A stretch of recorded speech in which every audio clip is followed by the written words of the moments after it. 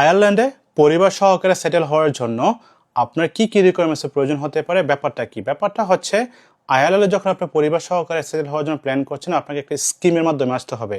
এটা হতে পারে CSEP, যেটাকে ক্রিটিক্যাল স্কিলস এমপ্লয়মেন্ট পারমিট বলা হয়ে থাকে। এটা হচ্ছে একটা হাই স্কিল স্কিম। এটার আন্ডারে, যেটাকে অনেক সময় শর্ট লিস্টেড অকুপেশন বলা হয়ে থাকে ইংল্যান্ডে অথবা অন্য দেশে শর্ট লিস্টেড অকুপেশন বলা হয়। দ্যাট মিনস এখানে হচ্ছে ক্রিটিক্যাল স্কিলস রয়েছে। দ্যাট মিনস আপনাকে ওদের প্রয়োজন doctors, nurse, engineers, teachers, different professionals, businessmans, bankers, তারা এখানে অ্যাপ্লাই করতে পারে যদি আপনি যোগ্য হয়ে থাকেন। যোগ্যতার মধ্যে কি কি প্রয়োজন হয়? নাম্বার 1, আপনাকে ব্যাচেলর ডিগ্রি থাকতে হবে। নাম্বার 2, আপনার যে স্যালারিটা রয়েছে সেটা হতে হবে 40,904 ইউরো।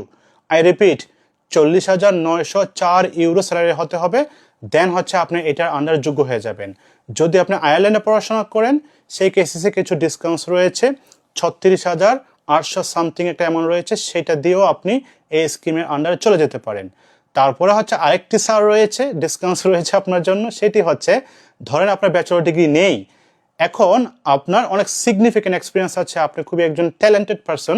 সেই কেসেসে ওরা, আয়ারল্যান্ডে কোনো একটা এমপ্লয়ার যদি আপনাকে 64,000-এর বেশি স্যালারি দিয়ে থাকে পার ইয়ার, সেই কেসেসে আপনি যোগ্য হয়ে যাবেন। ইন্টারেস্টিং বিষয় হচ্ছে আপনার IELTS এর প্রয়োজন হবে না।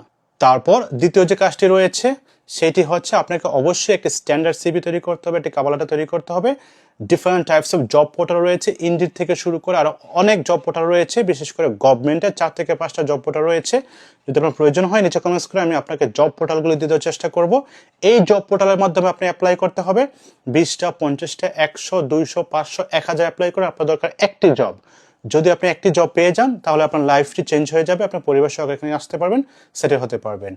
এই যে মাধ্যমগুলো আমি বলেছি, প্রক্রিয়াটা বলেছি, একদম স্ট্রেট কাট প্রসেস। কোনো এমপ্লয়ার আপনার কাছ থেকে 1 টাকাও চার্জ করবে না।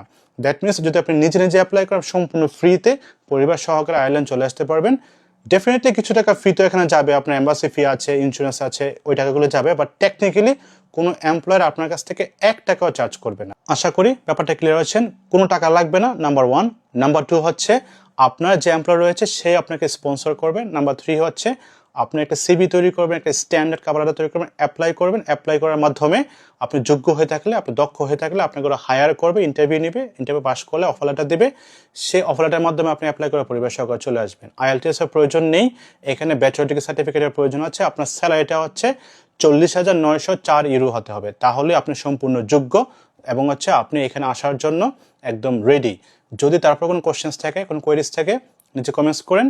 আপনি কিভাবে একটা জব অফার ম্যানেজ করতে পারেন, কিভাবে অ্যাপ্লাই করতে পারেন, আমি চেষ্টা করবো আপনাকে সাপোর্ট করার জন্য, আমি চেষ্টা করবো আপনাকে পরামর্শ দেওয়ার জন্য, লিঙ্কগুলি প্রয়োজন হলে, জব সাইটের লিঙ্কগুলি প্রয়োজন হলে সেগুলি দিয়ে দেওয়ার জন্য। প্রথমে সবাই আল্লাহ হাফেজ, বাই বাই।